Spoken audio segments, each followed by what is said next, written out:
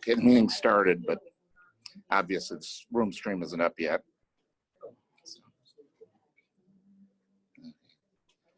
Oh, great. I've got something misconfigured, so I'm going to have to.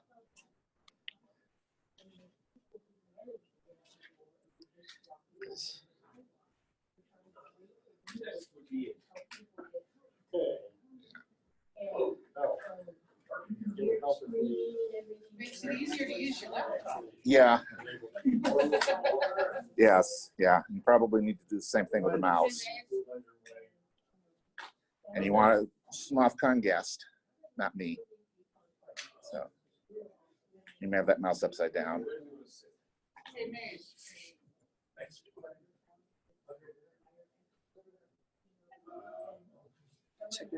With our workshop times. Yeah. Try left, try turn or left turn. TURN. No, try left. Okay, try left turn. Okay, go click on me. Yeah, they should be all lowercase. Click on me. Okay, 991 5039. And click X on the updating stream. Get rid of that. And then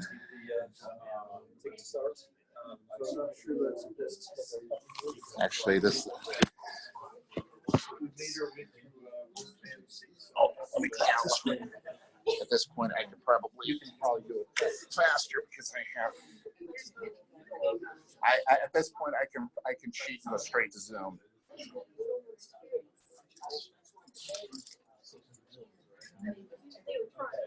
Yeah, just be careful when you set that down because it's cables.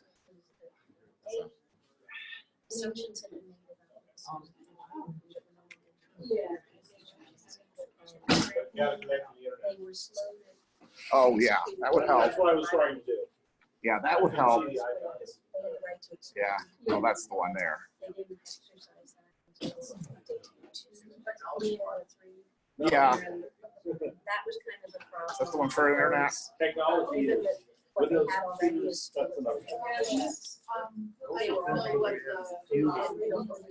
Yeah.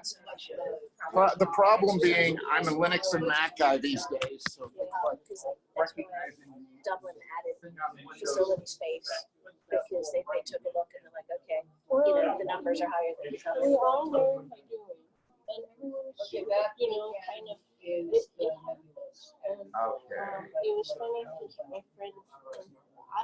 friend Carney approached it in typical Carney. okay, what did she tell you? Strategically planned. She got to see that it was her very first one. And so she got to see all the ones that she was see. Like mainly to the tiny days. I was just enjoying Yeah, the first day, it was not the time when everything was full. So like, all of the smaller rooms were full. And I just kind of moved into, I'm in seven, and I'm going to work at the San Jose bench, and I'm going to work at Health Federal. So whenever I went to get food or something, I would pick something up from Federal. So every time I saw him, I had water, food, or something. Yeah.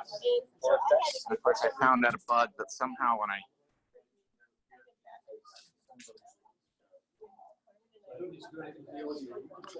yeah, we control the audio. Yeah. And apparently I got to fix something on the Zoom configuration. Hopefully I can do that here because apparently I've got to accidentally set up so I have to admit people to the meeting, which I got to fix. Oh. Yeah.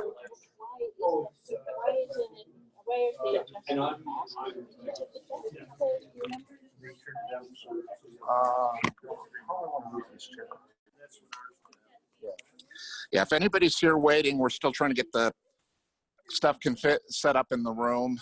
We're being a little behind schedule. Vince will be here shortly. Tech got a little slow. Yeah, Vince is already here. We're just trying to get the meeting. Got the wetware program. Yeah.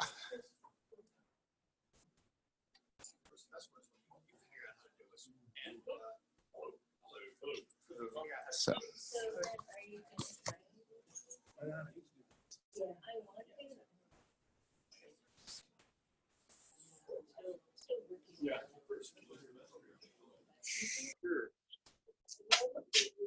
Oh.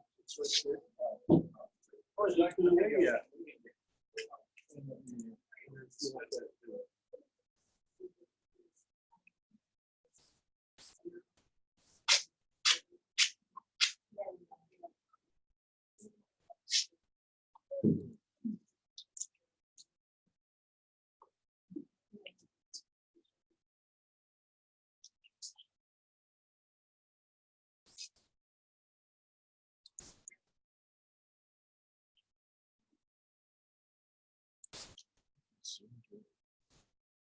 I don't know. I'm trying to find my meetings. Other than the fact this is being.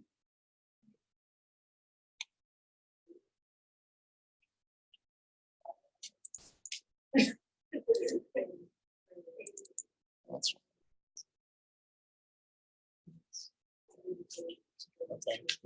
That's good. I'll just No, leave that where the. Leave that up full. Okay. That's the feed into the meeting. Okay. And I can control, Okay. So, or that's feed out of the meeting, that doesn't matter. Yeah. Hopefully the mic should have picked that up also. But we may have to check the sound settings, but for the moment, yeah, join the meeting. okay. I have my meetings. That's what I'm trying to find of my meetings. Yeah, I'm signed in. I'm just Yeah. trying, Is it under the host meeting? oh, still setting up the USB receiver. Yeah. It's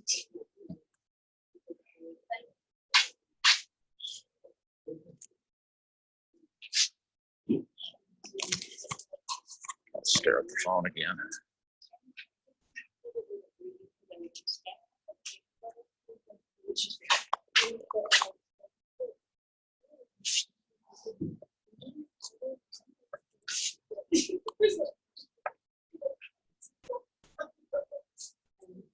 Yes. My meetings are.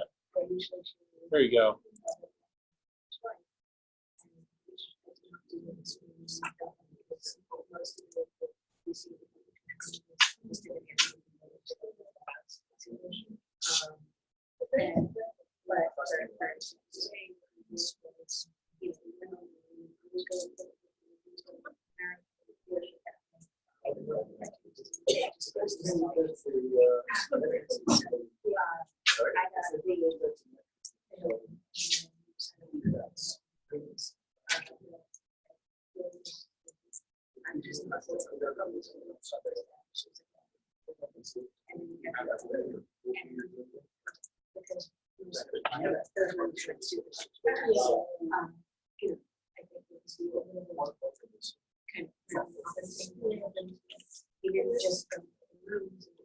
Well, you got Zoom on. Yeah, looks like it. I say you couldn't just watch it. Probably if I would sure if I'd been 100% sure the app was on here. Now it looks like it's there. So.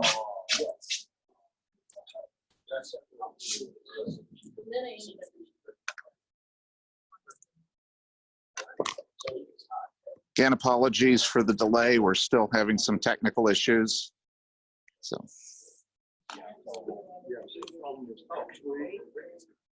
Pro tip, you don't need 12-3 for this. Actually, it's worse. You really want 14-3 or 16-3. If you use 12-3, you need transcript. Oh, Yeah. okay. So So basically, I got to. gapping it down. Now Yeah. you want to. Saying I got my extension cords are too heavy. 4, 5, 3, or 4 gaps. Yeah. Failed to connect your microphone. Okay. Let me. You want to mess with it? Let me try. Okay, I'll let you mess with it.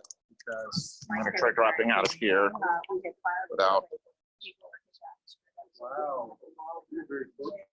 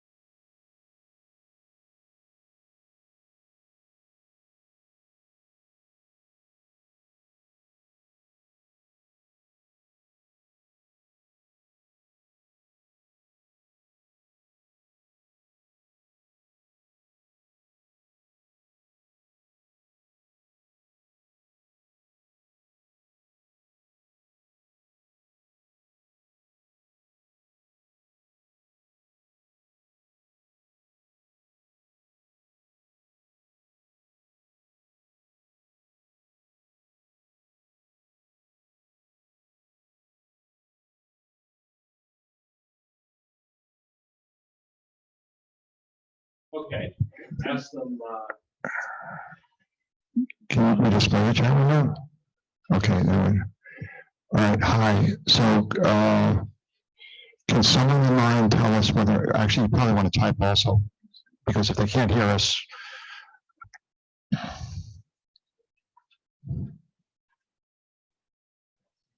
Testing 1, 2, 3. Testing 1, 2, 3.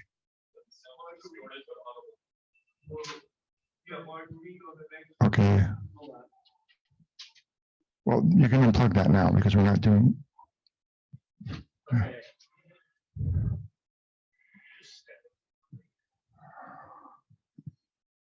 Um,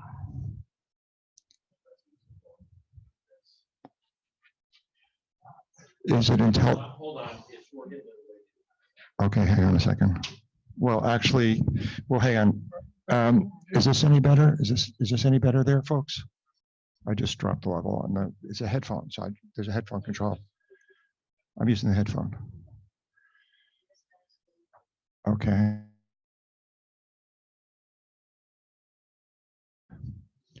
Is this better still? Is it good enough?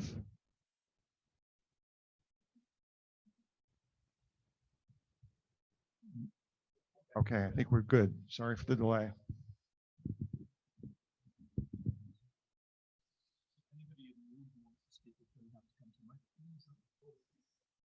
going to have to repeat them because the design of this was highly interactive in the room. So.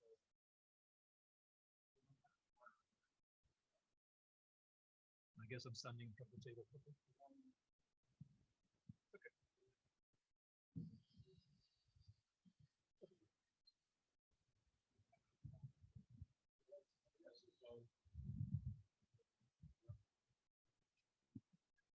I'd rather not delay any longer. And,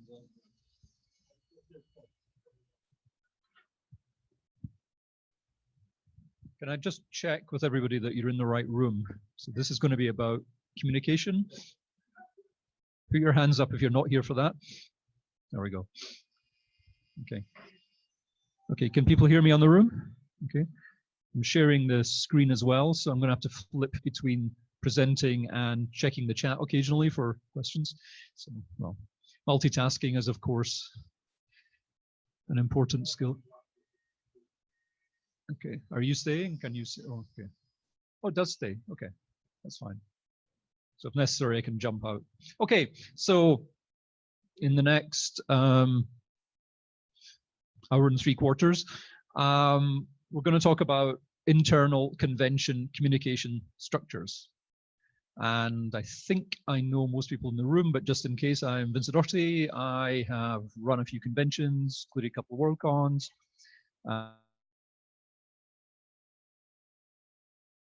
Job also includes a lot of issues around organization and communication, etc. Don't have enough time to explain further. The name of the session is chosen deliberately. Every word is important. So we will be talking about primarily internal communication for the various types of conventions that we are involved in. And the word structure is there very deliberately because communication often depends on, and effective communication often depends on, the way that you're organized, both organizational structure, the way strategy works, etc., things like that. And we will come to that. So just to be clear, okay, still being heard, good. In fact, the chat window is visible to us on the screen here. So if anybody on the chat has a question or comment, if you just read it out, or sorry, if you just type it, I will then read it out. That saves me from having to jump between screens because I've only got the this on the screen. Okay, so I'm going to start by just getting a sense of who you all are and what you want to talk about.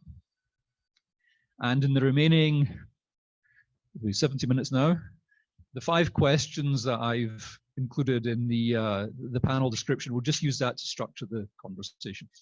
And I want it to be collaborative. Given the way the room is set up, I will repeat what people say. We'll have to make that work, which means anybody in the room is going to have to be very succinct this early in the morning. If you need to go and caffeinate yourself, go and do it, okay? We'll be looking at some good examples. I've got some particular examples from the most recent WorldCon Dublin, which James and I have kind of discussed, and also some. The end of it is to get a sense from you of, are there things that you want to take away and try in a particular convention, or just that you've heard today maybe for the first time that you think is interesting, just to get a sense of, you know, if we're doing sessions like this again, what are the areas to focus on? Okay, so the 5 questions are: how effective are the communications between your con staff in your organization at all levels? So from the top to the bottom, across your divisions or other organizational structures. Why is this important, but often very misunderstood? You know, how hard is communication? How hard can it be? And even when we do think we've got an answer, why do we keep repeating the same old issues? I'll refrain from commenting about the technology.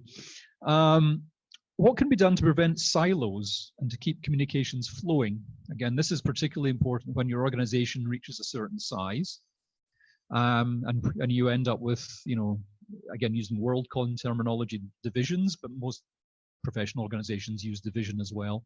And often you'll find you get great communication within and very poor communication across.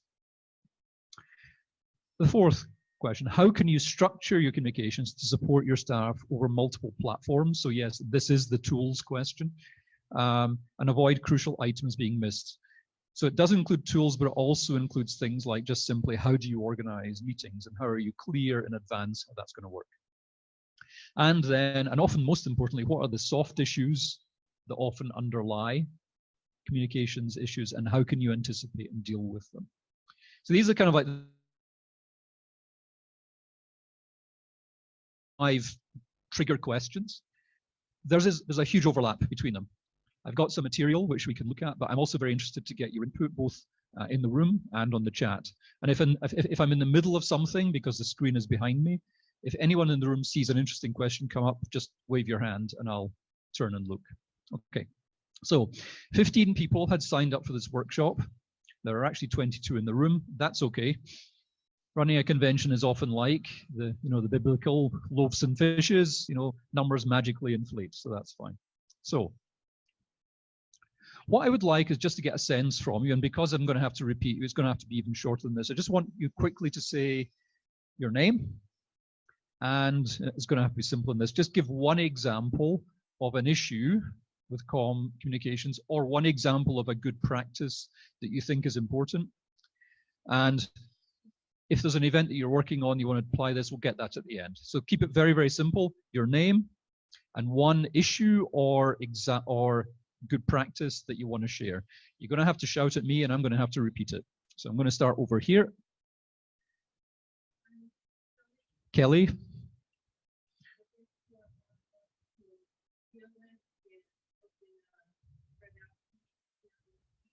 Okay, so how a geographically and time zone distributed team can feel like a team and act like a team. Okay, good.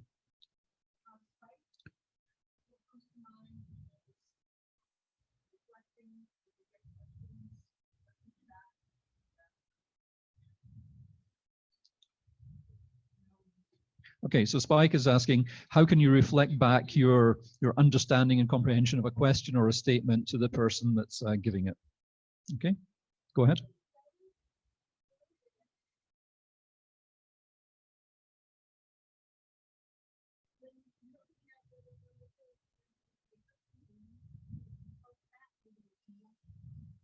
Okay. Okay. Did you say you were Kelly as well? Kelly as well. So, what do you do when, no matter how hard you try, you don't get feedback from questions or, well, mostly from questions or demands? Okay. Go ahead. Kathy. Okay.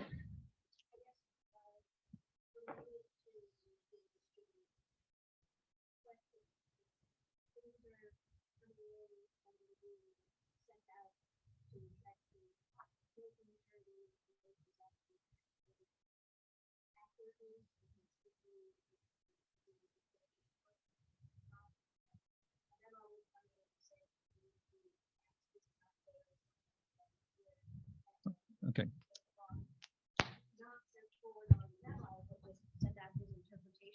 Which was often hideously wrong, which meant the thing then had to be completely redone. Okay. I think what you said was clarity of understanding of the message. Okay. Okay. Go ahead. Okay. Whoever's next, if it can be done safely with the cable. Go ahead. Hi, I'm Yeah. Go ahead. Becky. Work mainly World Cons. I'm interested in types of communication besides emails. Okay.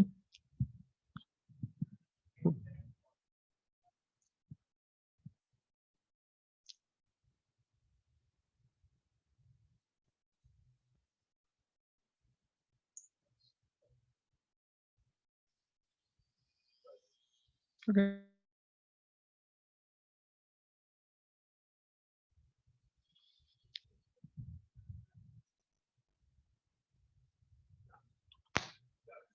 Okay.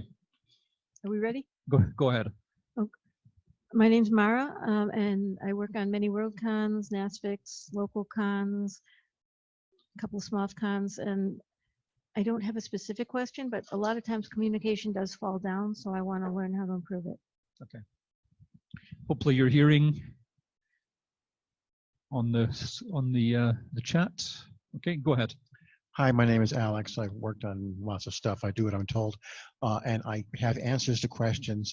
I want to speak against hierarchical communication, and I want to explain how power with works much better than power over, and I want to explain how consensus is a practical solution. Working with stakeholders. Okay. It's a very broad topic, but okay, we'll see what we can do.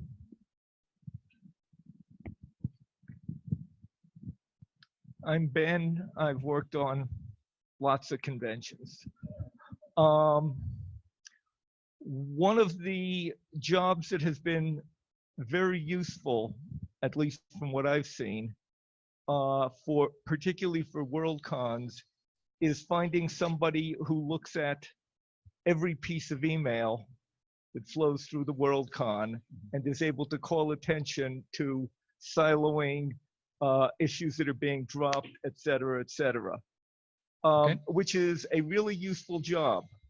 The hard part is finding people who are prepared to deal with the 2,000 to 3,000 pieces of email a day that starts to hit that person as the WorldCon reaches its climax. Okay. We keep having enough. Thank you. trouble. Okay, who's next? Hi, I'm Kim. I've been working on conventions at a lot of levels for a long time. And as the communications changes form, trying to keep everybody up with what is currently being used on that communication, even if it's an annual convention, as people are changing platforms, as they are changing how they want it. I want to be texted. I want to be emailed. I don't want anything to do with electronic. And just an idea. I'm chairing right now an annual, and I've simply said, if you can't choose one, then you need to be a second instead of a department head. And I hate doing ultimatums, but if anybody has a better suggestion, I am so open.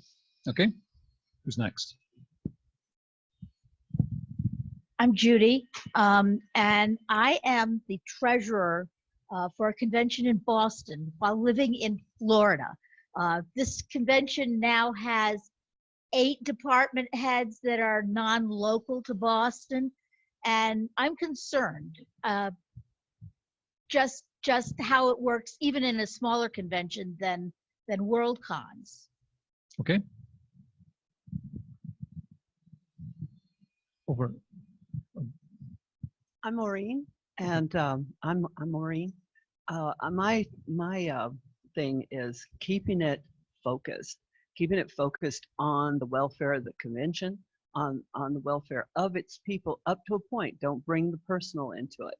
If it starts doing that, you can only the much leniency you can give, but if everybody's sticks to a formula of tagging their subject line with the problem that they need answered, or that sort of thing, instead of a lot of times all these, no matter how you set up the communication, you're always going to get a line. Okay, thanks. Hi, I'm Janice. I missed last year's Worldcon or this year's Worldcon, but I did go to San Jose. And it was the first time I volunteered. I worked registration, and I also volunteered to be Sergeant at Arms at the business meeting, and I really enjoyed it. The one thing that I noticed, though, is when new people come in who haven't volunteered before, often they don't know who they should go to when they run into a problem. So identification of the people who know how to do things is a good idea. Okay. I'm Linda Deneroff. What I find is not so much intra-communications as intercommunications.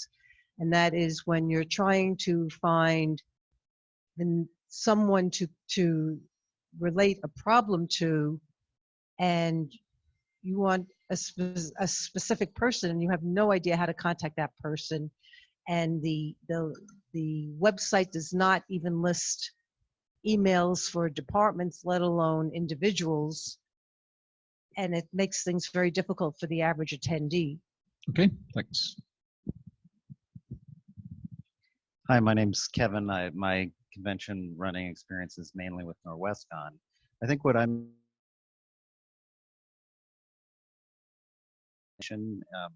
the inclination to sort of limit information to need to know at different levels, which sometimes runs into inclination of certain runners to be secretive or over secretive, and how to balance that and the natural need to not overwhelm people with things they maybe don't need to know, with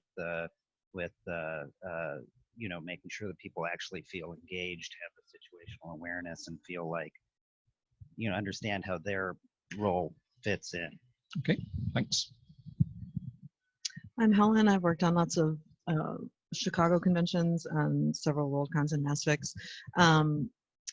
I have an example of a good internal communication from Dublin, particularly around the idea of siloing, in that at one point, probably about 8 to 9 months before the convention, all of the division heads for the forward-facing divisions, so events, program, fringe, exhibits, marketing, etc., all decided on our own, we're going to just have a weekly Skype. And every Thursday, same time, same bat channel, we all got together. We had a running agenda that we kept in a Google Doc, so you could always go back and see what we had talked about. We knew what we still needed to follow up on, etc. And that really prevented that siloing from occurring, and it worked really well. Thank you. I'm Z. I've been doing Worldcons for a while, and I do a couple of other large music festivals around the country. Going to what's actually on the board, a bad communications problem is when you have too many paths and you don't know which path you need to include, so you end up including 20 different paths, and hopefully you cover who are not interested or not involved with it. Okay, so by path you mean communication channels, basically. So yeah, email, Skype, phone, etc. Okay. Multiple email lists for a single convention. Okay. Hello, John, serial volunteer, offender, more world cons than local cons ever, and a lot of volunteer stuff outside world cons. Along with Z, one of the challenges that I'm finding is the failure to adopt the discipline that says don't use email when you can communicate via a list that gets to the right people and then has an easily rereadable, single-threaded version of a conversation rather than a million emails that all have to be integrated every time you want to know what was actually said. The event I'm working on right now is Con Zealand as division head for tech. Somehow I seem to be known as tech. And the issue I'm trying to improve is for people to say what they want to achieve rather than pre-filtering with that can't be done, it didn't work last time, or we can't afford it. Okay. Okay, I'm Fred. Been working on WorldCons on and off for quite a while, large regional cons. Again, on the tech side, I think I echo what the last two people. One of my main things I'm seeing is some people like email, some people like Facebook Messenger, some people like Skype, some people like phone calls. And how do you deal with picking the right communications medium so you're not having to think about, oh, I need something to go to this person, to this group, therefore I have to use this technology to communicate with them, rather than having something integrated that everyone can disagree on. Okay. My name is Bruce, about 41 years of working at WorldCon. The thing that I've seen most recently used effectively is a wiki or some other such document that lists how to, in fact, get in touch with people, whether it be an email, phone, Skype, etc., centralized repository so you can actually find people and communicate with them. Okay. Hi there, Marie Conzealand. Basically, what I'm interested in finding out is about empowering people by getting the info to them so they can answer or at least pass on to the right people. We had the situation where a fan asked where they could buy a T-shirt, a New Zealand fan in New Zealand, lives in Christchurch, and the promotions people who knew I had T-shirts basically turned around and said, "You've got to buy them at the con." And I contacted the fan offline and said, "I'll sell you one here." But you know, they should have been able to think outside their little silo, basically, to say, well, we know someone who's got T-shirts. How do you empower them? Okay. And on the chat, Marcia has worked on Media FanCon. They use Slack for communications, but some turn off their notifications after the post-mortem. Some flat refuse to use the program, and we had a division head make a Facebook group instead of a Slack channel. I think many people in the room echoed some of those points. What I think I heard, or did we miss? Oh yeah, okay, we're sorry. ready. Okay, go ahead. Yeah, my name is Ilun Fan, and I'm working on the Chengdu Spirit for WorldCon 2023. And my mainly concern is, since our committee member will include those from overseas foreigners, so one concern is how do we cooperate time zones? So someone just wake up and someone go to bed. So it's one of the main concerns of me. Okay, very clear. Okay, without having captured in writing every point, I think we heard some common elements. So both at a more organizational structure point of view around once an organization gets to a certain size, how do you deal with people acting in their team or their division or their silo first and not necessarily working collaboratively.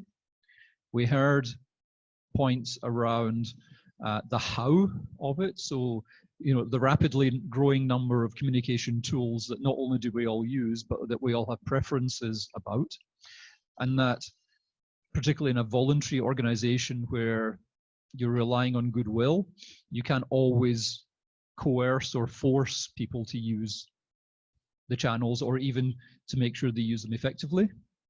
And I would add a point there that from a professional point of view, no organization anywhere has yet cracked that, nor the email inbox problem, although some are better than others.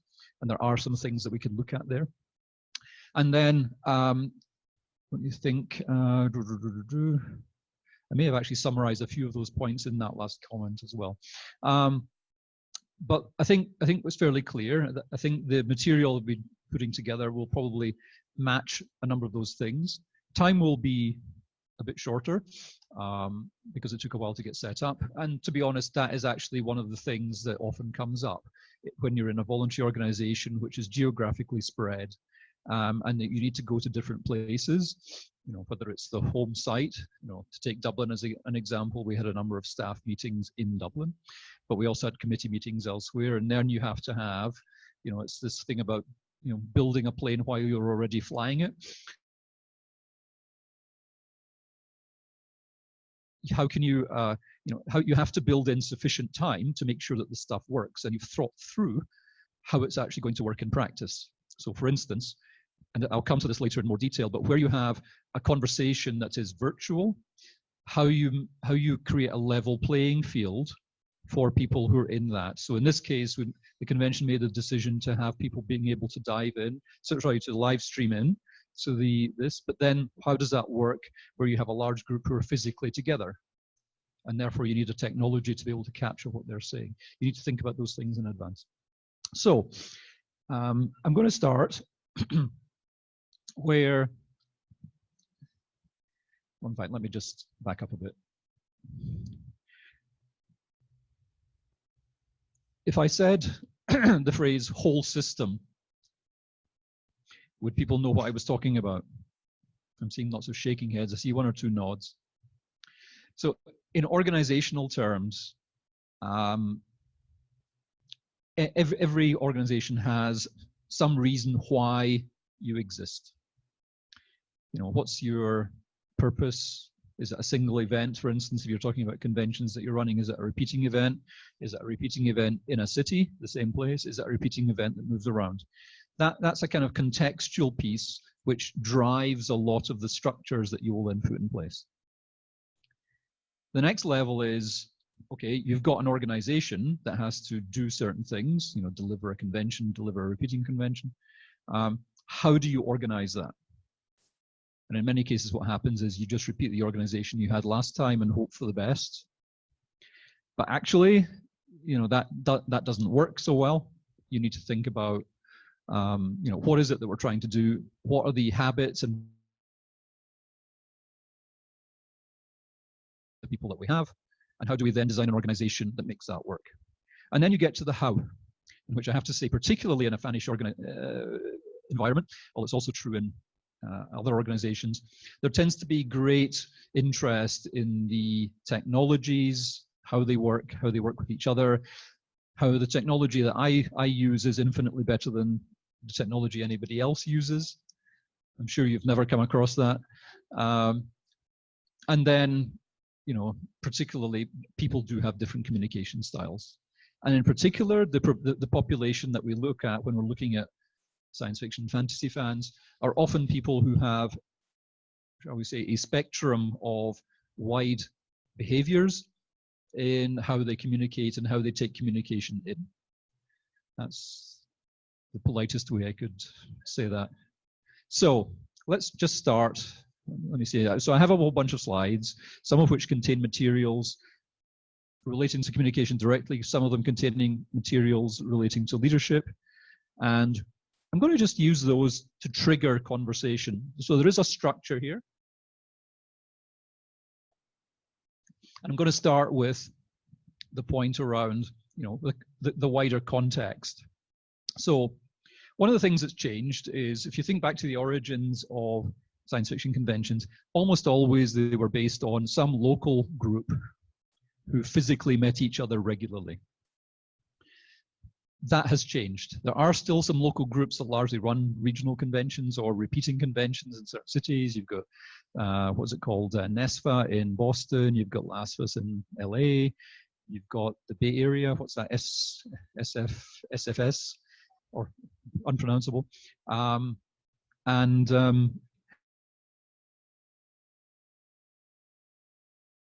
It's always interesting when someone pops their head in at the back and nods at you. It's very scary. But for the most part, we've now shifted to organizational committees being virtual to some degree.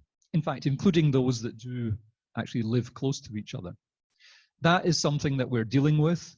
As I said, nobody has worked out a really good way of making every virtual organization work effectively and communicate effectively.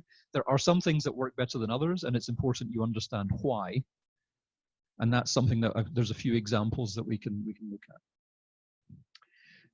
Important as well is there's often a confusion between what it is that we're trying to achieve and the means that you use to achieve it.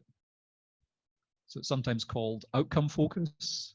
For those of you that are trained in process, end-to-end processes, it's the difference between lagging indicators and the indicators of the work that's actually being done across silos. So it's important to understand that as well. And if you're organizing, if you're creating an organization of a large group, you know, a team can be effective up to about 8 or 10. You then need a layer above that. When you get to somewhere between 40 and 80, it depends on the type of work being done, you need another layer on top of that. When you reach up to the hundreds, you need another layer. WorldCons have generally stopped there. Bigger organizations, particularly you know, like the big publicly listed organizations, they can go as high as 8 levels of hierarchy or more. 8 tends to be, from research, the optimum. If you go beyond that, you're stretching the people at the front from the people at the top too much. So somebody made that point around how do you make sure that the messages are actually through. And professional communication, internal communications organizations are often mostly focused on how they transmit the messages of leaders through to the wider organization. But you also need to work across silos. Another part of context is, why are you doing this? What's in it for you? And I would strongly advise you start with yourself. All right, okay.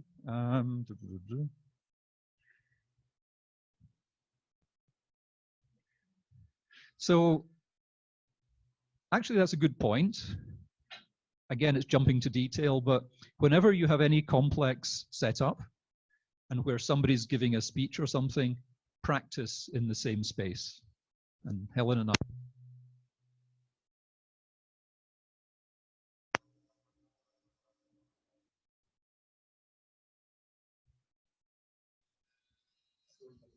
Okay, is it working now? Okay, very good. You can still hear, hopefully. So yeah, this thing about, you know, building the plane while you're flying it, it's actually not a good idea. Practice things. Make sure you build in time for things to be tested beforehand. Again, for very large conventions, you'll often take the facility at least a day before, set up all the tech, throw something at it, and make it work. We tend to assume that the tools that we use, like phones and laptops and tablets, that because we know how they work for us, that they're going to work when you bring them out to a larger scale. The evidence from the universe is that doesn't happen very well. Yeah? So build in that time. The point around repeating events, so many science fiction and fantasy conventions have developed as the in one place. That has some advantages in that you can always say, okay, we'll repeat what we did last year with largely the same people, we'll tweak these things here and there, and most people will be happy. And actually, for many decades, that has been true. However, even in conventions like that, things do change. People change in and out. And of course, many conventions are also moving around. You know, this convention, SMOFCon, goes to a different city, sometimes a different country every year. WorldCon's the same, World Fantasy Con's the same, it's not called World Horror, StokerCon is the same. There are many examples like that as well. So it's important to really have a look at what is it that we're trying to do, even if you are a repeating event. What are the strengths and weaknesses of the people that we've got? And in terms of what you're delivering, you know, in terms of an actual convention, is it actually, how well is that actually going? And how do you know? Yeah, being successful, having successful committee meetings is a good thing. That doesn't necessarily mean you'll have a good outcome in terms of the convention. Yeah, events, dear boy, as one prime minister said. Yeah. So that's important. So these contextual things are important. And it's this, that the success of what you do is that whole system. And you need to understand that it's a whole system. It's a combination of your external context, your internal strategy, your hard dimensions of organization, the processes that you use, the soft dimensions of, you know, the people choices that you make, and then what's sometimes called culture, but culture is actually an outcome. It's how do we do things around here? Your ways of working, held together by this the whole organization or at different levels, and very importantly, continuing to assess that against, well, how well are we doing and how well did we actually do? So that's why it's important, even before you think about the mechanisms of communication, think about, take time with yourself, with your team, to just, might only be a few hours, but before you get going, think about that wider context. And what's different if you're in a repeating event from last time? And what's different if it's an event that's usually being held in one particular place with a particular approach, and you're taking it somewhere very different? So the question about WorldCons, for instance, that are going to somewhere for the first time is a good example. Yeah, take that time to think about that beforehand, and if you can, test it out, try out a few things. So I'm going to stop talking for a minute. In the room, so I'm seeing a mixture of people who are nodding, some who obviously haven't had enough coffee, and what might be considered relatively blank looks. Those are all perfectly fine responses, it being before 11 on a Friday morning. Anyone in the room first? Any reflections on that? Any violent agreement, disagreement? Additional point you would make? So this is around context first and strategy. Go ahead. Having worked conventions, both local, national, international, and regional conventions, I think one of the dangers we run into is we don't cross-train. And cross-training is important for two reasons. One, if somebody has to drop out, you immediately have somebody else who can pick up the slack. But also, by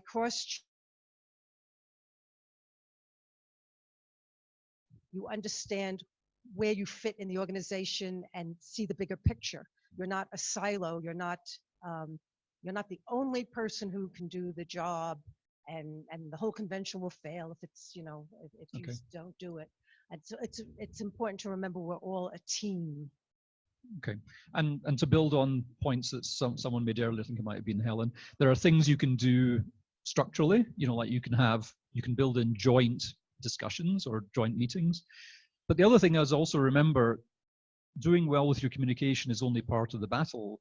You still want something that's good that comes out at the end of it. So what's often good to help people collaborate together is to get them to work examples so that they realize that, the thing that I do here, especially if it's kind of like a back office function, is still critically important for delivering what comes out at the end. That playtesting, that run-throughs, timelines, those are really important, because what they do is they bring you, wherever you sit in the organization, your link, your contribution to the outcome. There's a famous story, US president, it would have been Kennedy or Johnson, I guess, visits NASA at the Space Center, is being shown around, talks to somebody who's sweeping the floor, says, what's your contribution here? And the person says, I'm putting a man on the moon. Yeah. The key thing is, you can't deliver the convention until everybody knows what their part of that is, even if it's a bit of a back office function. So build in ways to stress test that, play test it, and make sure people realize that everyone's making a contribution. Okay, go ahead. Another one would be treating every decision as immutable. With the same structure, and they've been fighting it for 5 because it no longer works. And even WorldCons have changed their division allocations 8 months before the convention because they found it was going to work better that way. Don't be afraid of reevaluating a method or a process even 3 months before an event, if you can do it safely. Absolutely. I think that's a very important point. I think, well, just for practicalities here, but Ben, I see you. And it's really important to realize that everything is contingent. Everything is temporary, especially things like the way we've always done it, or organizational structures, and it's often tied to people's self-esteem. You've been the head of the art show for the last 12 years, and, change can be threatening. the person who's in charge, you need to think about that. You need to deal with that. You need to find ways to work around that. Okay, go ahead. Interesting one there, because I find in the floating tech crew that the baton gets passed from person to person, and mostly people don't have a problem with being the head one convention and being a lower person at the next one. They probably find it's a relief. Okay. But now I'm probably going to express this really clumsily, but it's something I've observed, and it's really important, and it affects a lot of how I think we interact with each other. So I'm going to assume this is a safe space, and if I get this wrong, nobody is going to go and skewer me, at least until we can do it in private. Which is, so I work in the corporate world. I'm a bit like Vince. I've spent a lot of my life in the corporate world, where there's an expected set of behaviors, particularly for people who are setting up in hierarchical structures. And I've worked in organizations. 8 or 9 levels was how it worked. But I've also worked in a lot of fan areas and a lot of volunteer areas, and I find that the cultures are completely different, and that volunteers will do things because this is a chance to shine for a moment and to take on a role, and suddenly that is the most important thing in the world, and that's the personal driver, and it leads to an inability to achieve the corporate goal, which for a WorldCon or a con is to be highly successful, against the "don't you know who I am, stamp my little feet, this is my responsibility." And I find that that is, unfortunately, very typical fannish behavior that I frequently don't know how to deal with, because it's not particularly rational in the way a corporate culture would be, and we're volunteers, so you can't say, well, look, you're doing this job, you'll do this job, because I just say fuck off and walk away. It actually happens in the corporate world as well, but your point is well taken. Yeah. Okay, Ben, go ahead. Tied into the organizational structure, we have a long-term failing, and that is, and this will seem anomalous for people who haven't heard me say this before, everybody is trying to do the best possible job. This is a failure mode that we encounter all the time, because in fact, doing the best possible job is almost always the wrong answer. Doing the best possible job, people look at their essential horizon, which might be their particular sub-department or their department or their division, and they try and optimize what they can do there, because that is essentially their communications horizon. And they try and do the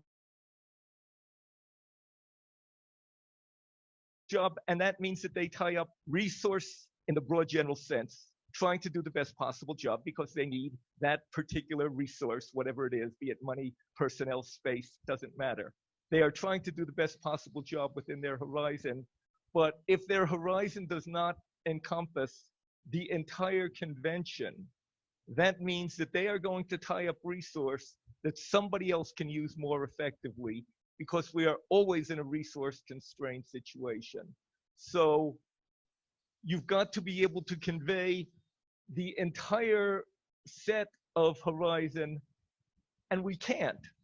I mean, we can try and do it with communication, but people are in general not going to see the entire event as their optimized target.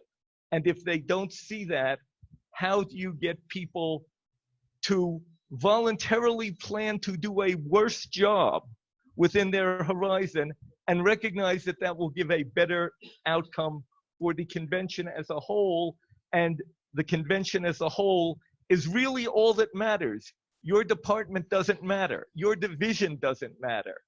Your gopher job doesn't matter. What matters is the convention as a whole, and you've got to optimize over that. And that's partially a management issue, but partially it's a communication issue, because if as people's horizons expand, they do a better job of optimizing what we really want to optimize, the convention as a whole. Okay. Again, I think your point's well taken. I would say that there are things that you've packed into that would again take about a day's workshop. However, this is a critical issue, not just for voluntary organizations, but also for the largest corporates. It's sometimes called managing the matrix. It's sometimes called end-to-end thinking. It's sometimes called breaking the silos and stuff like that. And the answer is, and it's the same in both cases, yeah, you cannot expect everybody to have an equal knowledge of the entire event, but because of your hierarchical structure, and you will have a hierarchical structure, the things that are the main responsibilities of people at those levels change. So broadly speaking, your top management are around, we're going in this direction, and here are the resources we can make available. The people at the front line are actually doing specific jobs, whatever those are, and they try and do them as best they can with the resources that they can.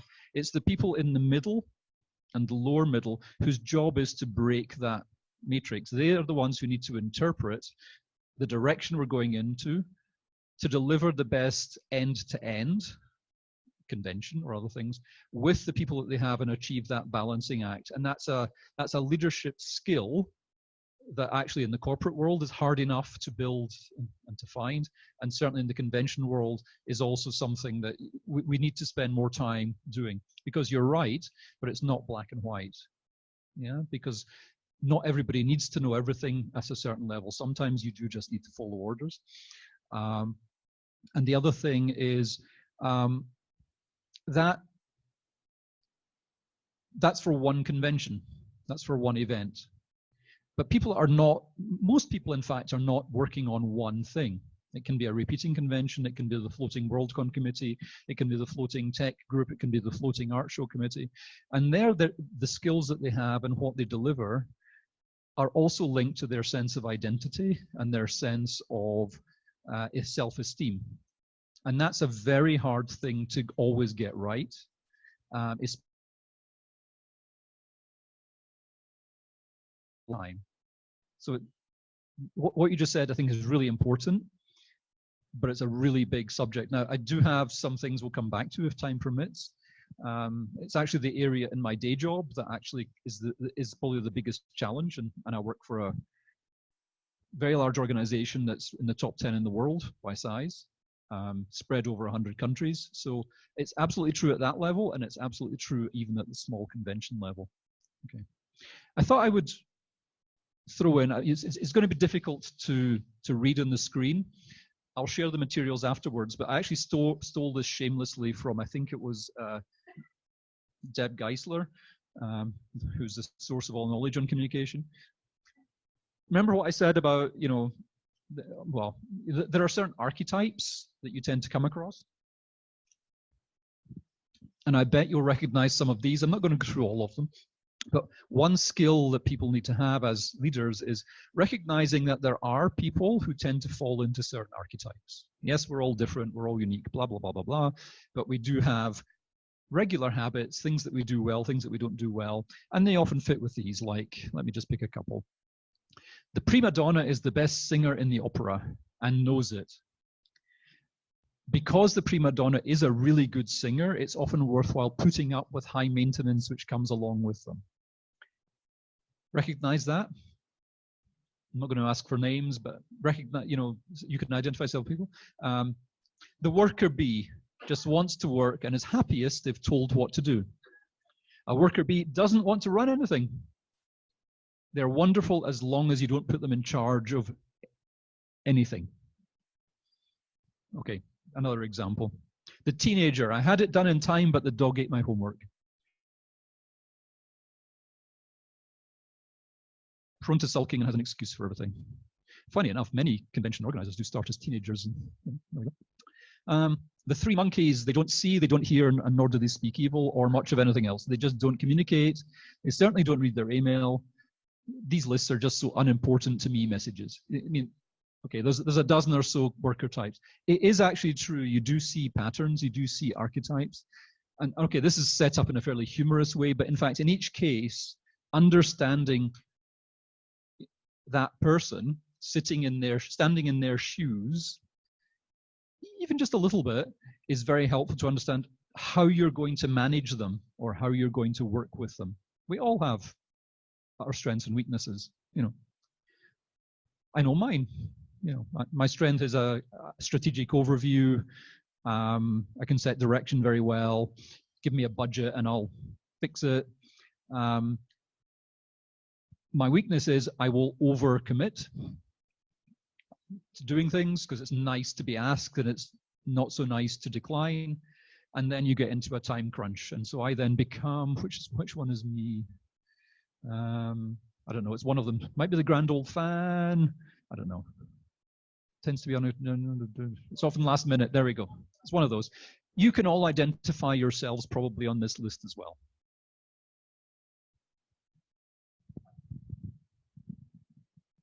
Keep it short. But sadly, on that chart, there is no identification of the person you actually want. Now, everybody isn't like that. There are a whole lot of people in this room who are really, really good, highly reliable. Give them a task, they'll do something. And if you read that chart, you'd come to the conclusion that everything's bound to fail. So what about the definitions of the people who actually do? Absolutely. And as I said, this is offered just by way of like humor, but you make a good point, which is, you have a selection process, and very often it's a case of, I have these group of friends that I'm going to work together with. How do I make use of the strengths and weaknesses that they have? You don't have a free choice. You do not have a free choice at any level and in professional organizations of the perfect people for a particular job. Go ahead. Yeah, can I add one? The town crier.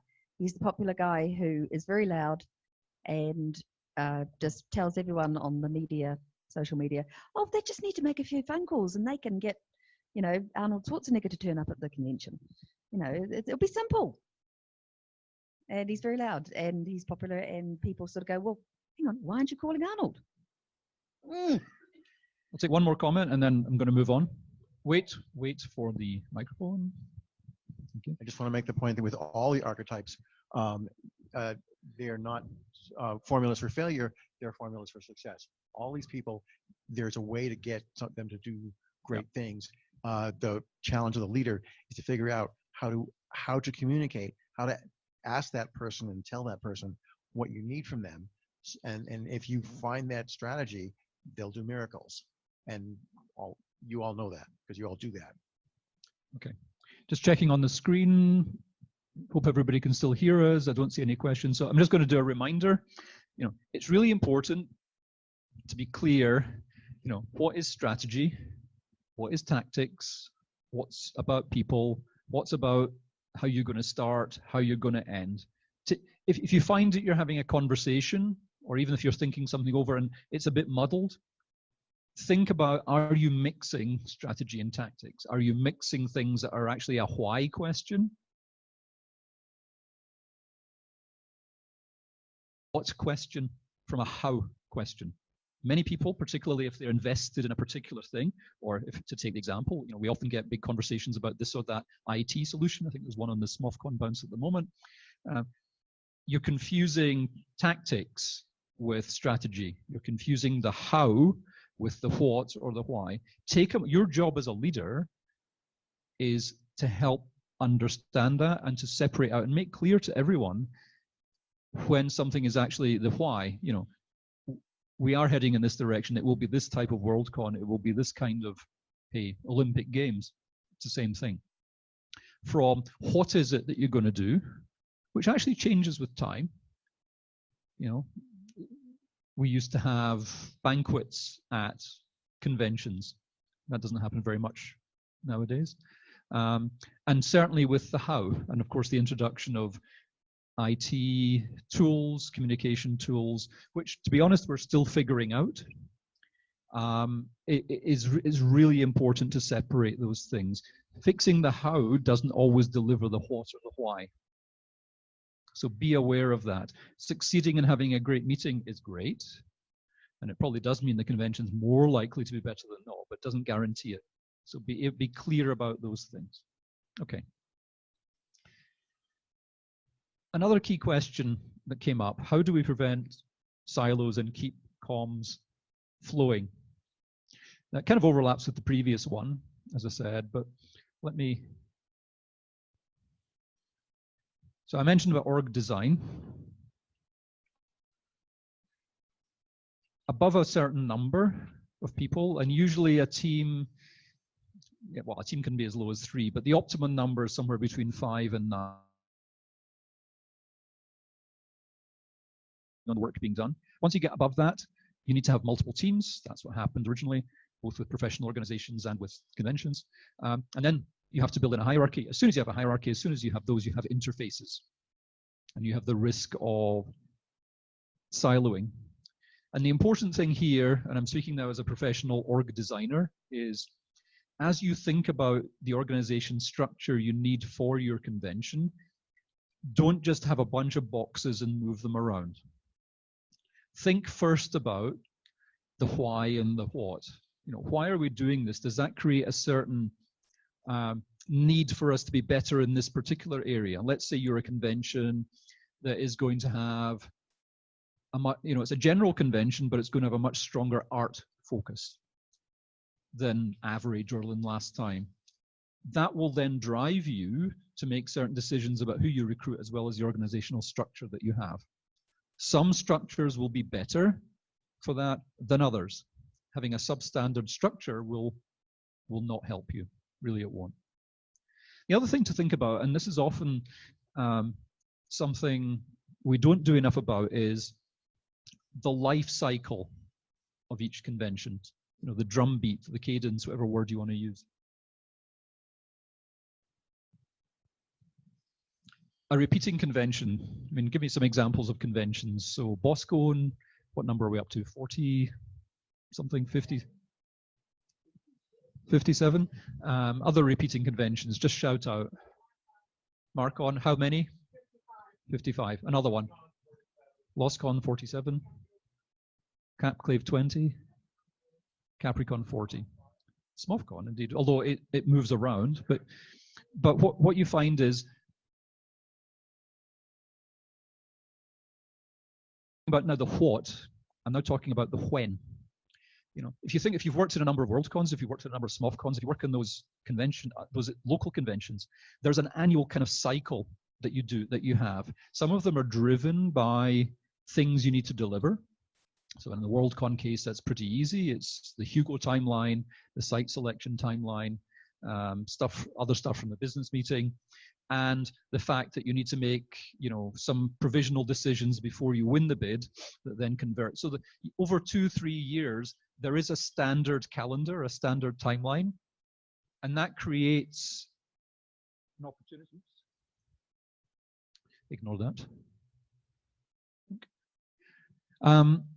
That creates both something that you need to follow, but is an opportunity. So this is a social thing that we're doing. Even in professional organizations, it's a social event. Not a social event, it's a social activity. You know, there are people working together. Those who are the most motivated, those that are getting the most from it, those who are most inspired will do the best job, whether they're a volunteer or they're being paid for the role. Think about your calendar. Think about how you can build in to that, you know, the things that you have to do in a certain sequence at a certain time, but how can they also be an opportunity for people to have a social engagement, have particular communications. You know, you can't have meetings for everything. Helen, you pointed out that for the, what was it, the fan-facing divisions, the forward-facing, you created an extra weekly meeting, and that built that in of the organization. Look at your calendar, look at your timeline. Think about those natural opportunities where you can get a second benefit or a third benefit from it as well. How can you get better communications by just being together? So the UK WorldCons, for instance, we kind of invented for ourselves the staff weekends. I think in the US there might be an equivalent to it. But that's really important. So there's content then, but you have this, say, once a year, and there's a lot of social gathering and a lot of informal parts to it. You need to build in white space to these events so that people can just talk about what's important to them and that people can get to know each other. Again, if you compare to the very original conventions where it was just a local group, people got together socially or they started writing to each other for that purpose as well. So we underuse this. Think deliberately about your calendar, about your the drumbeat of your events and build on top of it.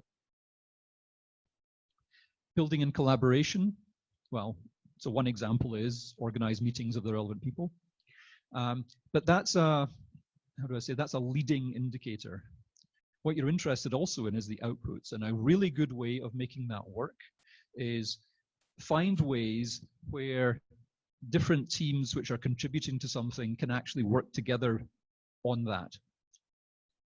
Yeah, at whatever level, because what you want is that the interfaces between them, they're working just as much as the content of what their team or their area or their division does.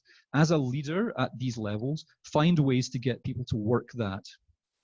Again, for WorldCons, we tend to build that into, you have a timeline where everybody contributes to it. And when you reach a certain stage, you will have decisions that need to be made that everybody needs to contribute to.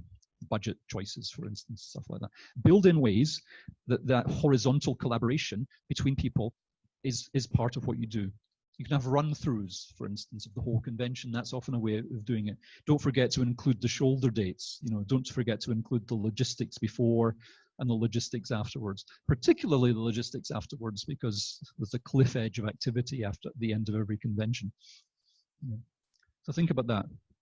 Another thing is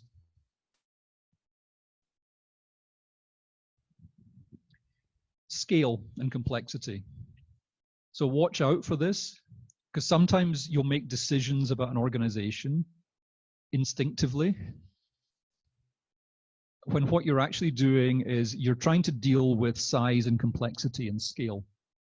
Almost all human organizations actually follow reasonably predictable paths when they scale up. And those predictable paths are bad ways to do it, as well as good ways to do it. And the good way to do it is be thoughtful around the decisions that you're making when you build organizational structures. You know, if you want to have all your administration in a division called admin, what's the benefits of that?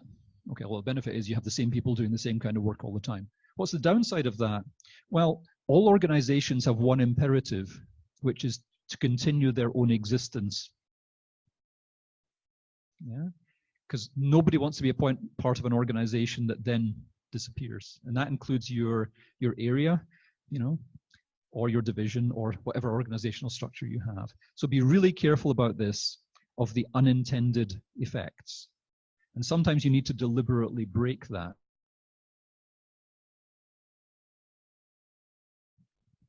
Short comment. Go ahead. One of the things that we've tended to do is we organize around functional tasks, such as your example of an admin division. One of the things that doesn't let you do is set up a structure where you take a look at the talents of the talents and desires of the individual people who you're going to use, and structure an organization so that you can optimize around their particular talents, rather than structure first, people later. But you can also get very good results by doing, these are the right people, what can we do to structure things so that they can use their talents most effectively? Absolutely, and that is this whole system thing, and it's not easy. Most people are not natural whole system thinkers, but there are ways to do it, and that's why I've emphasized this. The problems that you have with communications are often because of this, and just fixing that everybody uses the same email system or the same, you know, Skype or Slack or whatever is not the answer to that. But you will see the symptoms of it, because those things will be particularly bad. Okay, a couple of other points should be pretty obvious. You know, there are always going to be examples of people who are, you know, leader for life, or think they are in particular organizations, or who have become known as, I'm the person, the go-to person for this particular thing, and getting them to shift is often very difficult. So keep that in mind. And then a point around, you know, when organizations, changes, difficult. It's far, far better to help someone in advance. So train them up, give them some working examples, than trying to persuade them to do it just because it's a good thing. Okay, that's the last point I was going to make on organization. Oops, oh, sorry, go ahead. Wait for the microphone. I'm Alex Van Thorn from Toronto. I want to just slightly argue against the whole paradigm of structure a little bit. And can you do it very, very quickly? Yeah, yeah. Basically, you're always going to have people who know how to do things. You're going to have people who have problems that need to be solved. And if they're not the point of authority, you need to have ways of sharing information and soliciting information and not binding yourself to this is the job, this is a silo. You need a lot better lateral structures. Okay. Lateral channels, I want to say. You want to build bridges, not walls. Yeah, no, absolutely. I mean, and when I talked about the horizontal and the vertical, I meant that. Actually, I missed the point, but speaking the right language. So again, if you're talking to somebody about who's doing the how kind of stuff, use that language. If you're talking to somebody who is dealing with the what or the why, use that language. Yeah, just be careful with that. Okay, let's move on. One short, I'll make it very short. I don't. I'm hiding behind someone. Okay. Z again. If it doesn't appear to apply, but it will, if you have not read The Mythical Man Month by Frederick Brooks, it's a thick read, but it's got a lot of good stuff related to this in it. Okay, I have, and it's very good. A couple of points specifically from Dublin as the most recent WorldCon. I know it's a screen full of words. I'll just try and circulate. I'll just try and summarize. But of course, because things change so often, having that is often very useful as well. And these slides will be shared afterwards as well. So point, particularly at the chair level, communication is part of the job. And that means sometimes that you have to be actively involved in that. Now, a cliche is the chair shouldn't do anything other than kind of set direction and apologize a lot, which is partly true. But sometimes you do need to have a bit of a hand on the way that words are actually put together. And that's not a bad thing. And that's about engagement and also being clear about what's going on and what direction we're going in. That's actually not just at the chair level, it's at any sort of mid-level as well. One thing that's become really important, and in fact I've got the separate piece on it on social media responses, is it's really important that if there's bad news that you tell it up front. The culture has changed. You will be forgiven, or at least people can accept stuff that is communicated to them in advance, saying, for instance, and again in the Dublin case, Dublin happens to be a very high cost hotel city. And it's even worse than it was when we were bidding, and giving you the heads up. And here are a few things that we're doing to help deal with that. That's just one example. There are many examples. In general, in the Dublin case, anytime we told people in advance about some issue, or whenever it was, in the final year when it was becoming clear that the Helsinki effect was actually applying to Dublin as well, and there were far more people coming than we expected, and we had to make a call: do we cap in January, or do we deal with it in other ways? We did eventually cap, but it was only a few weeks before. Flag that to everybody so that at least they can make the right decisions. That is the way to do it, even if it hurts a bit in the moment, and in particular in the social media world. And I've actually got a link that I'm going to show you. In Dublin's case, they actually did create an organization called Facilitation, a division, whose role was to help manage the ever more complex communications. So that included things like organizing and running the staff weekends, the committee meetings, but also other things as well. Having a central group do that at least helps to begin to bring together some consistency. You will never get away from the fact that you put 10 fans together and they will have 10 different communication styles and they will want to use 10 different tools in a different way. But you can at least set some standards there, and most importantly, have people to actually make it work. The biggest issue for most people is not that there's a tool that they don't want to use, but that actually they just need to work it a bit to find out how it works. And if you have a team that are helping that, that's really, really useful. I can't overestimate that. And then another example, I think that again linked to the regularity of meetings. So there was a meeting with the front-facing division heads. So Helen, you mentioned that. It was brainstormy and fluid, but it had a structure. Yeah. And then in parallel with that, there was a structure. I think we started, what was it, monthly, and then it went to weekly committee meeting, the committee of the group of the whole. And some people liked one and not the other. That's the way it goes. And you need to have somebody who's looking at what works best for that. So sometimes it's important to have a role for a person or a team or an organization to actually look at that. And that includes, if you have a tool, you cannot rely on everybody using it.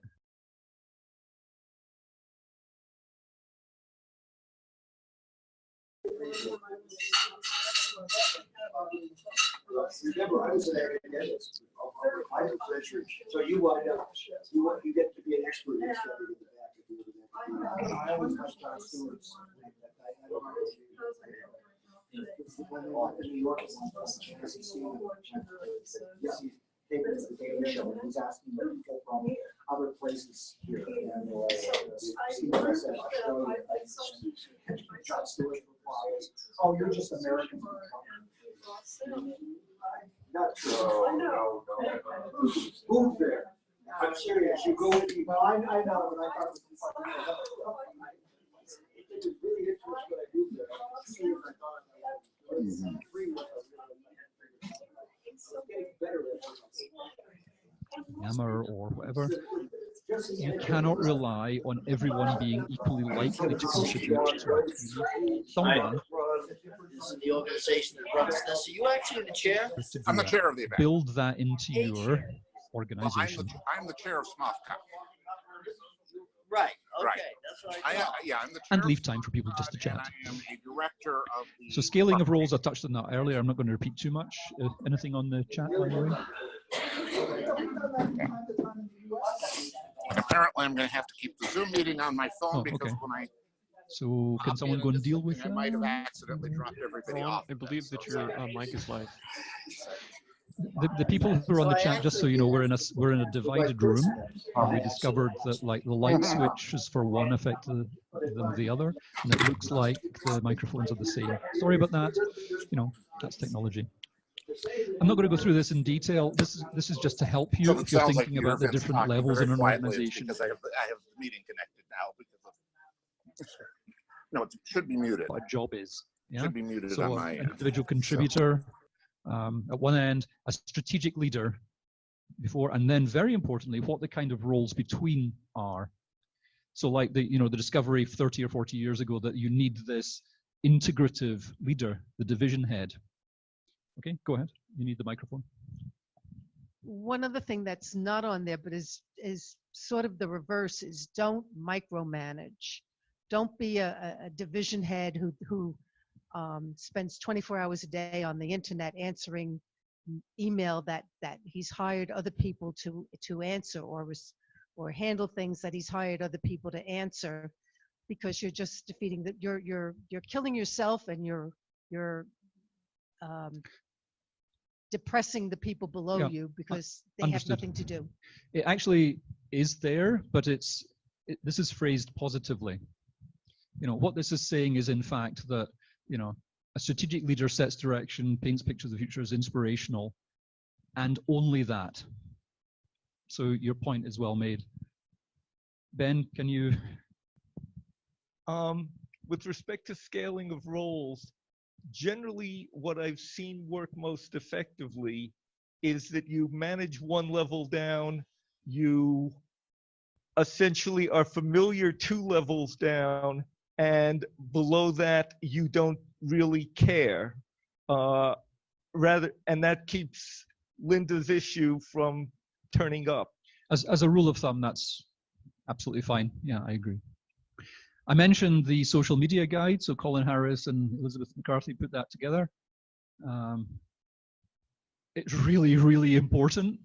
The guide is live. I'll share this afterwards. time is the most important thing. You live or die by how fast you respond.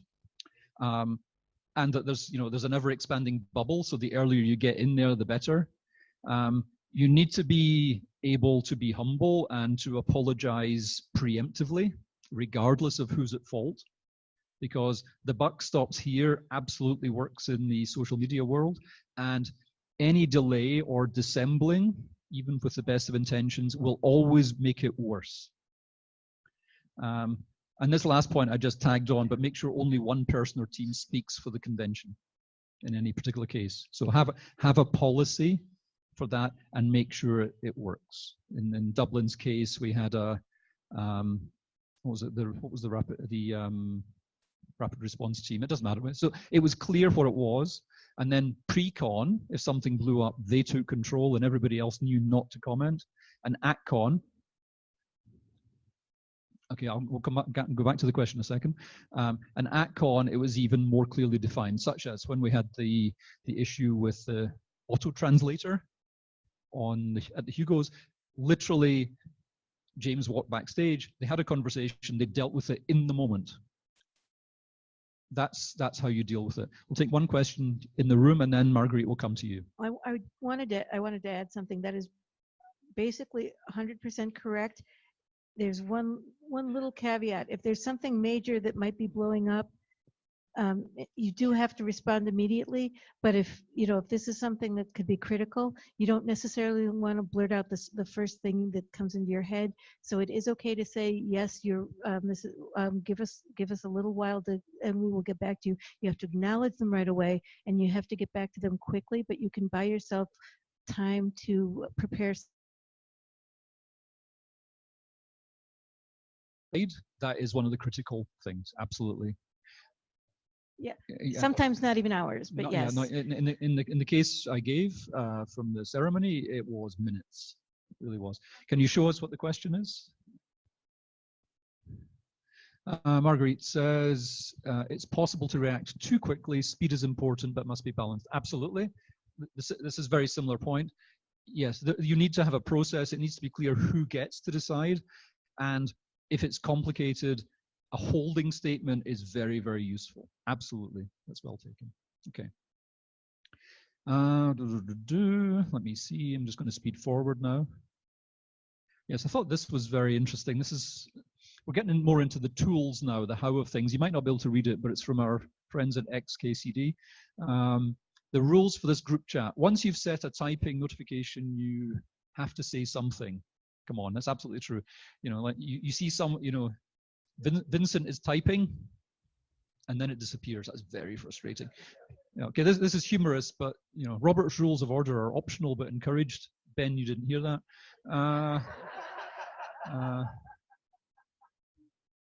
Yeah, the group name. The reality is, I mean, this isn't comprehensive. It's just a bit of fun, but every tool has its downsides that you very quickly see when you actually try and use it in real life.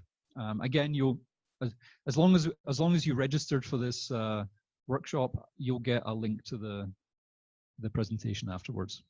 But of course, it is really important, and there's advice at all levels. So, for instance.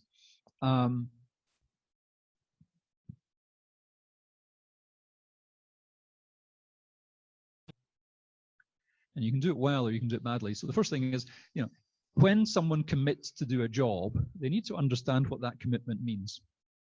That can mean a certain calendar of meetings that they're committed to. It also means, to the point that many of you made, if there's a standard set of tools that you use, the general rule is, if you want to do this job, you have to accept a certain use of certain tools. Not everybody will be equally happy with that.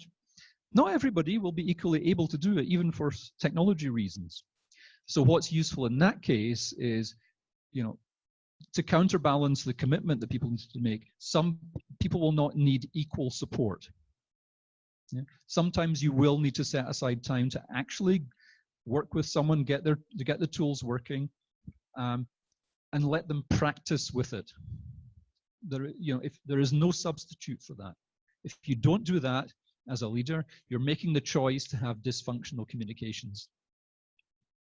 Yeah, it's really important. And that's for electronic tools, communication tools, but also organizational tools like meetings. Just quickly, that brings up, if you're going to make taking the position contingent on the tools, you have to make the tools part of what you're asking the person to do before they say yes. That, absolutely, yeah. If they don't know what the tool is before they make the decision, absolutely. But there are things out there. I mean, there's a ready reckoner that I use just to keep it in my mind called Grippy, GRPI. You know, before you have any engagement, before you have any meeting, is it clear what G, the goals are? Is it clear what R, the roles are? Who's chairing the meeting? Who's taking minutes? Who's pushing the slides, etc. P is the process that you're going to follow. That's most simply the agenda you're going to follow, but it's the way that you will actually do each thing, the decisions that you'll make, how you will do it. Is it consensus? Is it advice and then one person decides? And I is interpersonal. What's the culture of the group that you have? Do they know each other already? They've known each other for 20 years and they have a natural way. You don't need to encourage that. It just is there. Are there individuals who are coming into the group new? How do you bring that in? And what level of conversation can you actually have? I think you said, you know, can you say things that wouldn't be said outside? Can you be quite blunt with people? That's part of your interpersonal agreement.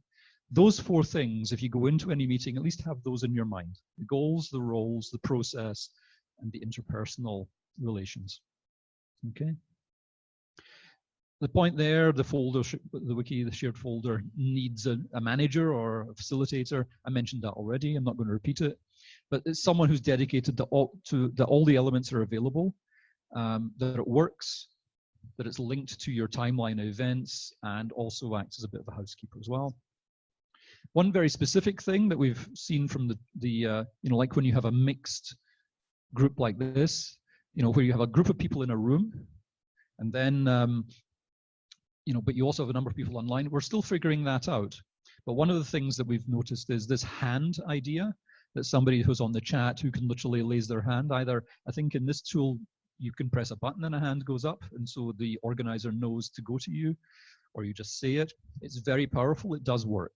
We're figuring that out.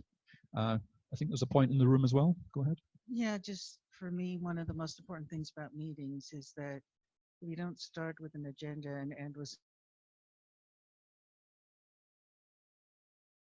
then it wasn't a meeting, it was just a conversation. Say more.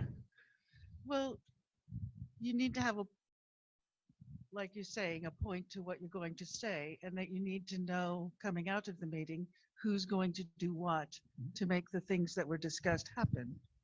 And if you don't go in there with a goal and come out of there with a plan of what you're going to do to hit that goal, then it's more a conversation and less a meeting. Okay, I got you. Yeah, no, absolutely. There are any number of wrinkles to this as well, of course. You know, there's a tendency for people to add the action tracking as the first thing that you do, and then it takes half the meeting. You need to find a good balance there. You have to assume good intent and that people are doing the job, and then deal with things by exception, because collaboration time is valuable. So you need to find a balance. It's not that you shouldn't do it. It's not that you shouldn't check actions and timeline and stuff like that, but find a balance of how you spend the time. And then a final point I was going to raise there is this problem of the unconnected. So you have somebody that you really need, but for various reasons, you know, they are unable to use or unwilling to use a particular technology, but they are really important, and that happens in the real world. Some of your guests, for instance, might be like that. And I'm sure we could all name certain contributors or also organizers who are, you know, will not use email and stuff like that. Sometimes you don't have a choice, and you just need to find a way to work it. There are any number of ways to do that. You can have a helper who's assigned. If it's a guest of honor, for instance, they usually have one person who's allocated to them as their helper. You can work through them. There are any number of ways, but bear in mind that even with the best laid plans, there will be some people who you do need not be connected. Okay, are we okay for questions online? Let me just check. I think we're doing okay. We've only got about 15 minutes left, so let me just deal. We've answered that one, okay. The hardest questions are the soft ones, or the hardest issues are the soft issues that underlie. We've actually touched on that as we've gone through. This is, we are not all robots. We do not all have, a very 100% structural framework in our heads of how everything works. Some people are better, some people not. These are all the softer issues around how do real people actually interact in real life. We have touched on many of those elements, but again, that's what drives a lot of communication. I suspect most of you will recognize the behaviors here, for instance.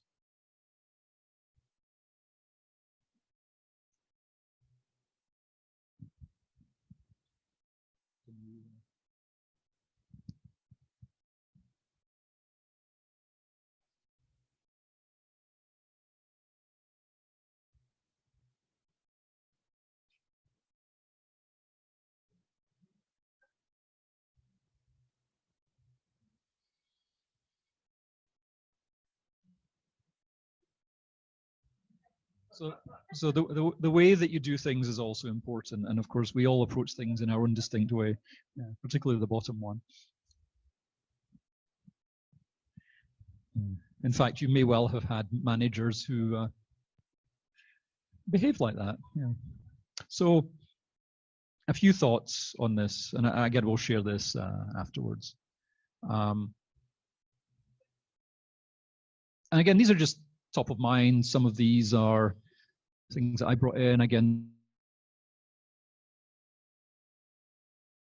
from Dublin and other conventions. So as a leader, someone who wants communication to work well, first of all, just keep it simple.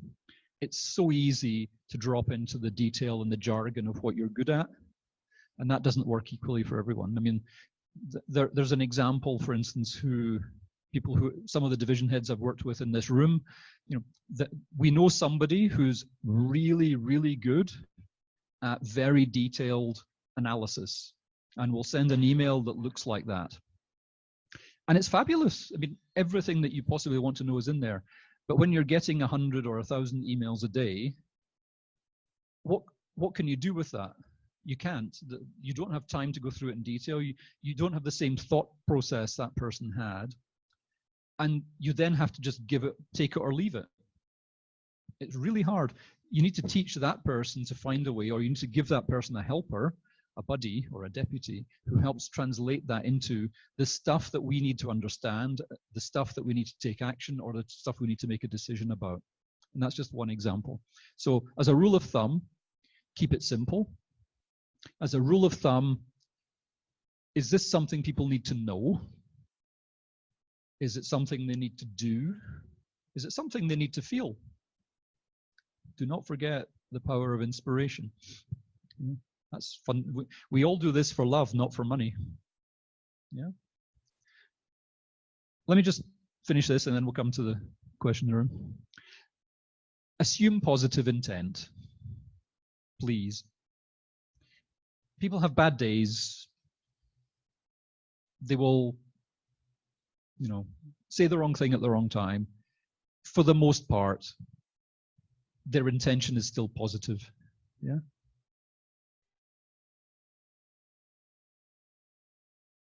Motivating people is also important there, especially if people are going through a difficult time.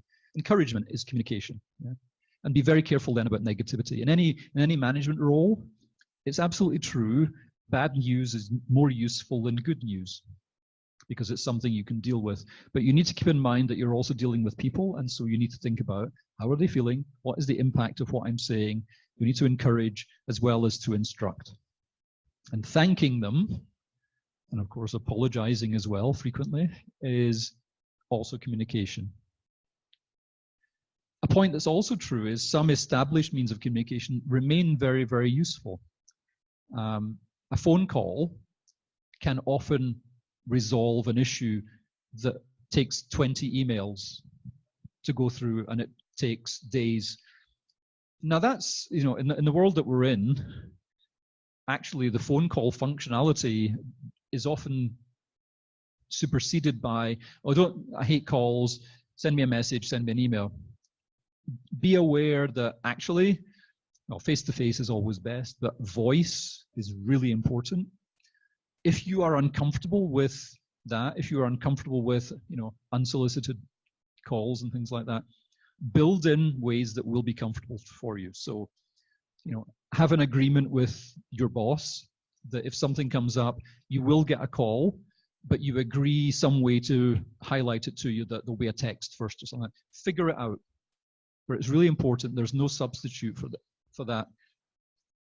And of course, as I said before, know your team. What does success look like for them? Why are they doing this? Especially if it's a new, more difficult job. What are the strengths and weaknesses? Take a couple of questions, one here and one over here.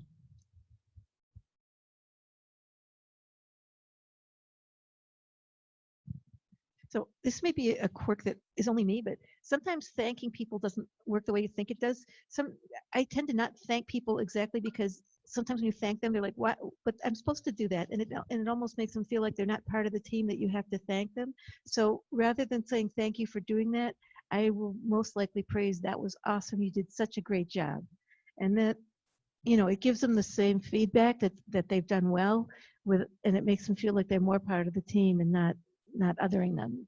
Absolutely. And so the what remains the same. Yeah. You want to thank them, it's the how. It's just it's a different way of doing it, because I know I've had people like thank me and I appreciate the gesture, but it almost felt like you're thanking an outsider for doing so a thing. In any case like that, you need to understand each other.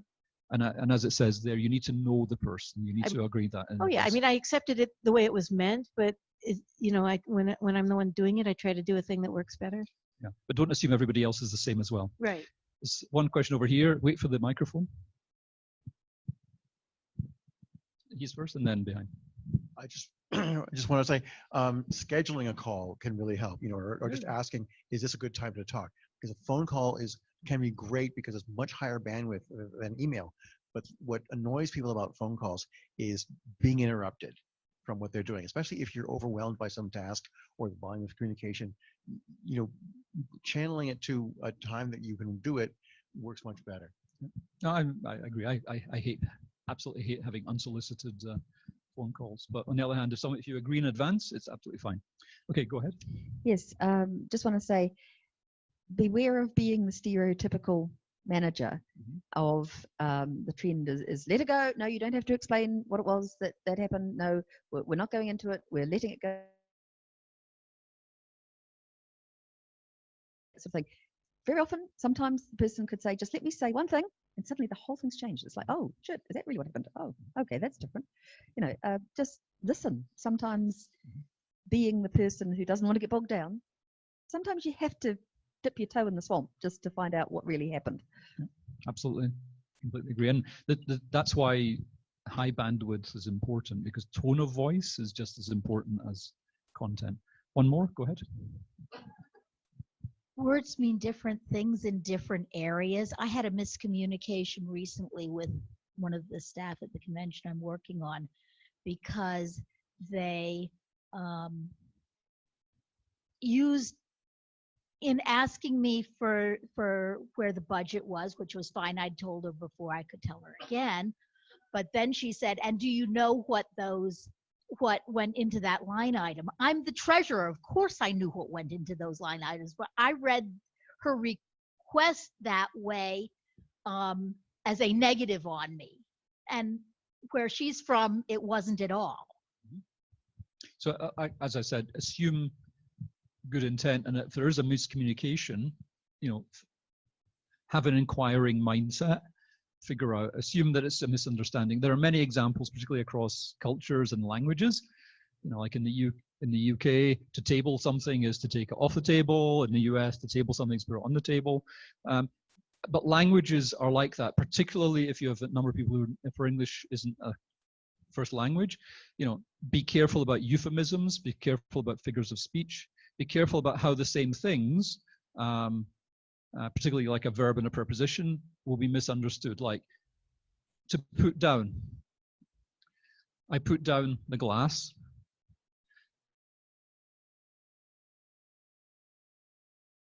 my friend, I put down the cat. Someone who's from English isn't a first language, potential for misunderstanding there. So keep it simple. Check yourself, particularly if you know that you're dealing with someone who's a very different communication style, but assume good intent and be inquiring, ask. Okay, Ben, go ahead. Every organization has an organization style. Every sub-organization within that organization has their individual style. Every person has their individual style.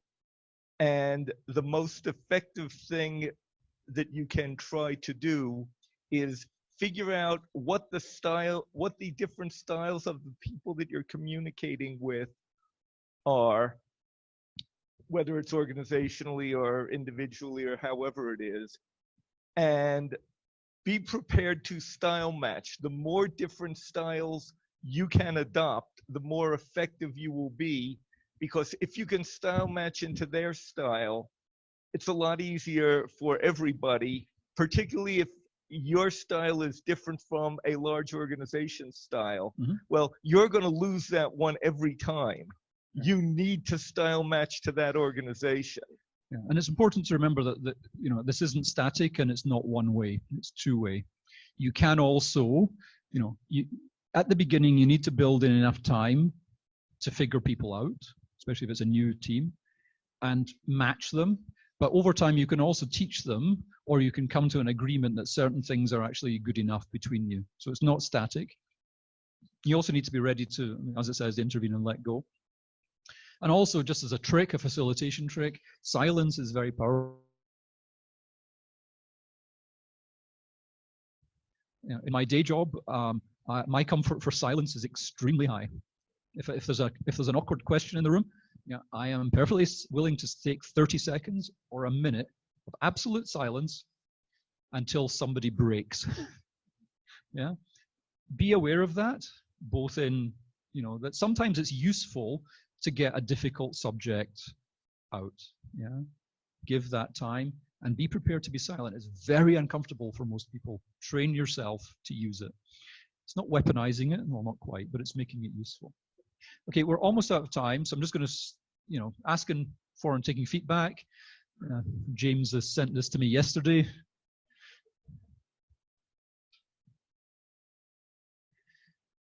You don't necessarily have to be just working with the people in your own organization. If there's somebody else who can mentor you, or you can mentor each other on particular styles, that's actually really important. You know, that's very helpful, as well as doing the job. Another one I can often use, you know, conductors of orchestras don't make a sound. It's actually kind of weird if you think about it. You know, the whole point is they're making a sound. Yeah, the orchestras, they depend on their ability to make other people powerful. Particularly the higher an organization you are, the more you are a conductor, not a player. Yeah. So we're down to the last 5 minutes. Just quickly, you know, just looking around the room, just put your hand up. Is there something that you've gotten from this session that you're actually going to take away and try out? Anyone? Go ahead. Same on the line. Well, I was really sort of stunned by the thought that saying thank you could be misinterpreted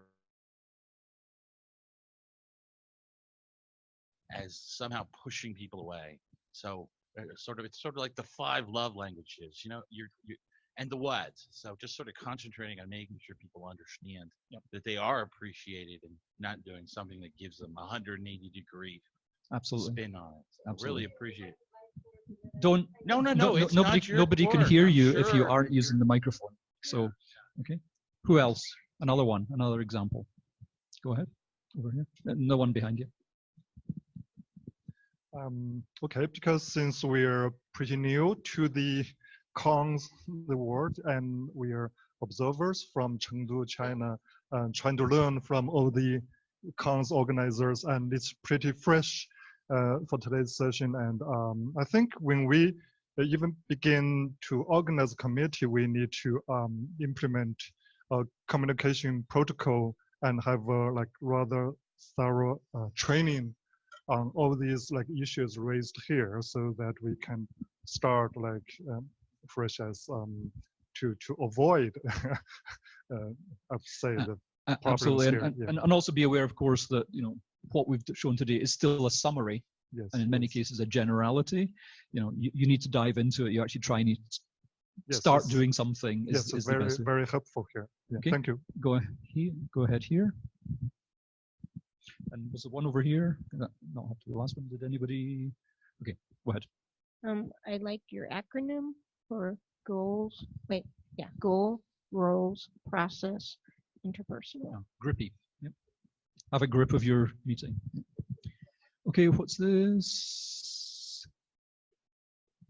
Using teenagers or college students as volunteers. I don't believe our organization has considered that. That's actually meant in two ways. I think here, which is deliberately choosing that, particularly now in a world where many of us, the demographics have shifted, so we're all kind of like the baby boomers or Gen X or something. But there's the other element, which is that historically many groups that started running science fiction fantasy conventions did so as teenagers or in their early 20s. So there's both sides to that. But yeah, absolutely, the point is well made. One more, and that I think will have to be the last one. I think I'm going to be using all of it as I need to figure out what the initial structure is going to be if Chicago wins. But also to address your point is keeping in mind your local Fanish culture when you're making your organization structure, right? And Vince talked about it a little bit, right? But the difference between like how does the UK define committee versus how the US defines committee?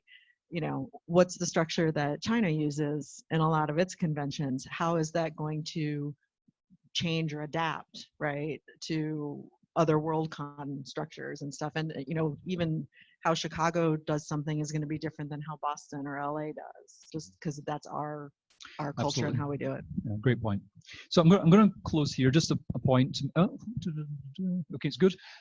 So if you did register for this workshop, then we know who you are, and therefore we can send the materials to you.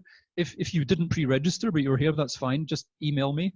It's my name at gmail.com. Doesn't matter whether there's a dot or not. But Elizabeth, who's the coordinator of the program, if you already told her, then that's fine. We have your names. So I'll send this entire pack to you afterwards. It also includes in the appendices all of my materials for the leadership stuff, so you're welcome to read that as well. But for your participation, especially in a very difficult thing, but we got it working eventually, so thanks for all that. And happy to talk to anybody afterwards on any particular point. But other than that, it's lunchtime, so we'll go and eat. Thank you.